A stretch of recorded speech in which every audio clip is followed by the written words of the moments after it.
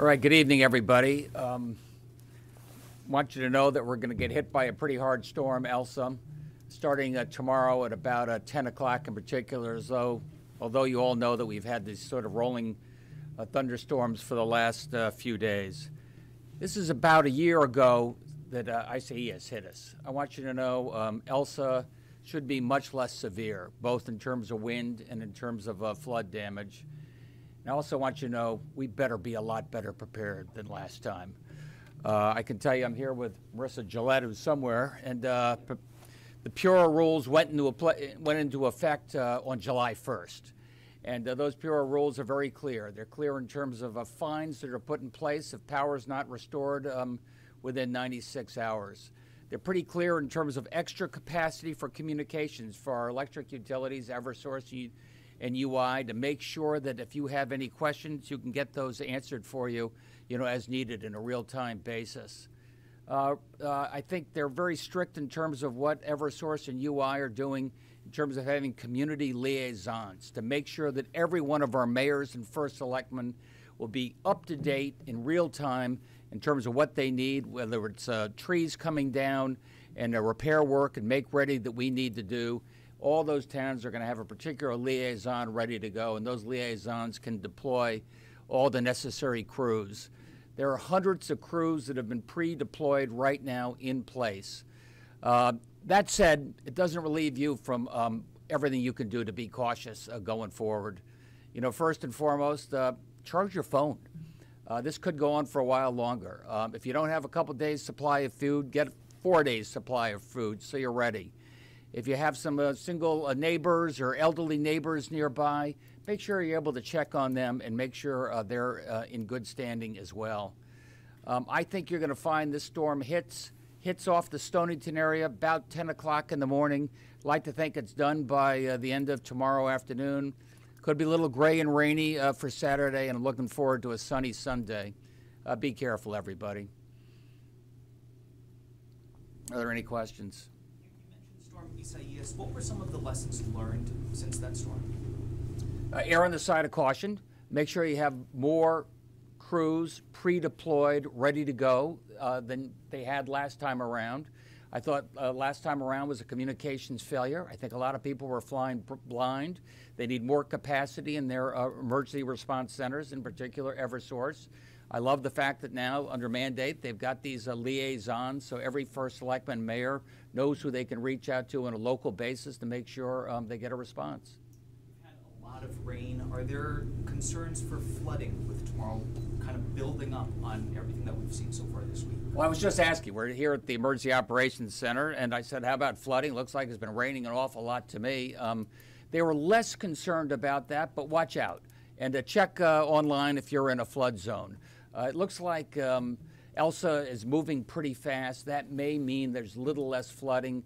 High tide, I think, there'll be a couple of high tides we go through, but they're not the highest tide. It's not the fullest moon. So I'd like to think if you're prepared, we'll be okay. Governor, Eversource has told us they are prepared for up to 380,000 outages, and that could take them up to 2 to 6 days to restore. The penalty kicks in, like you said, after 96 hours. I mean, do we have faith in our utilities to restore our power appropriately? Trust but verify. That's for darn sure. Look, they've got crews pre-deployed. They told us, we just asked them 5 minutes ago, what if the storm ends up worse? Do you have extras that can come in? They're lining up those folks. They're ready to go right now. And there are penalties to pay if you're not resolved within 96 hours. And that's something that Marissa can call on based upon the severity of the storm. And one of the things that they said that was really interesting in the press conference that they had earlier today was that if we had a storm that was a magnitude like Isaias, that is going to be really hard to fix in just a couple of days. That they almost kind of said, like, we know that that's a tall order. What would you say to them regarding that? Better prepare accordingly. But Marissa, do you want to talk to that a minute? Marissa runs PURA, the regulatory authority. Eversource knows who she is. They do. Good afternoon, everyone. Thank you, Governor. So in addition, I would echo what the Governor said and say that this is about planning. It's also keep in mind that the ratepayers have put hundreds of millions of dollars into this infrastructure in the years leading up to it. So it's not just about preparing and pre-staging the resources. It's about making sure that the money that the ratepayers have turned over has been invested appropriately ahead of time. That can look like vegetation management. That can look like selective undergrounding. There are lots of things that should have been done and can be done leading up to the storms to make the grid more resilient and reliable. While we have you up here, Eversource was saying today that, that they felt like they made changes in regards to communication, getting these additional crews, staged kind of well in advance. Do you feel like they are doing enough? Do you feel like they've learned enough from Isaias to really respond appropriately to this storm? Well, I would echo the Governor and say trust but verify, but I would also say that the improvements we've heard them make are in conformance with the dozens of requirements that PURA mandated. So we are looking forward to seeing them put into place those requirements that we mandated in our April 28th order.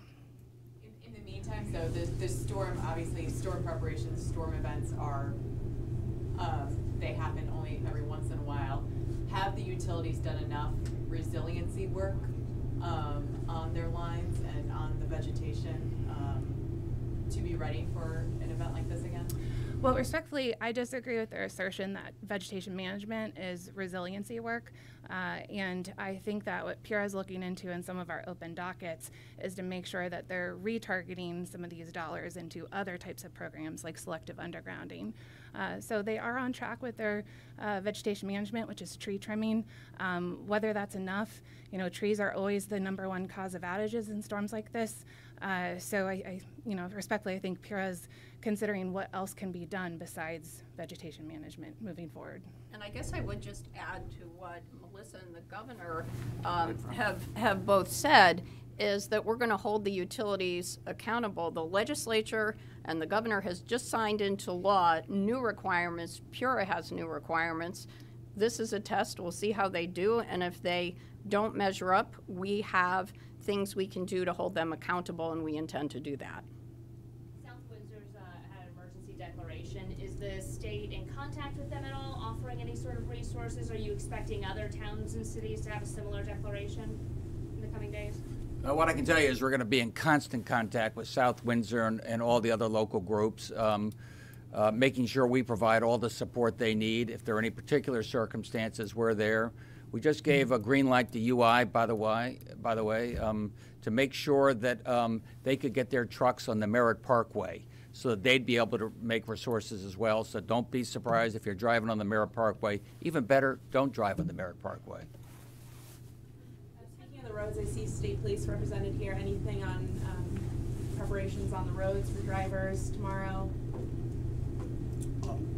The state police, there will be troopers out there fully staffed, and we'll have extra patrols as necessary. Hopefully everything will go smooth. Thank you. Can you actually offer up some advice? I mean, it's always kind of good this time of year. We do it when it snows, we do it when it rains.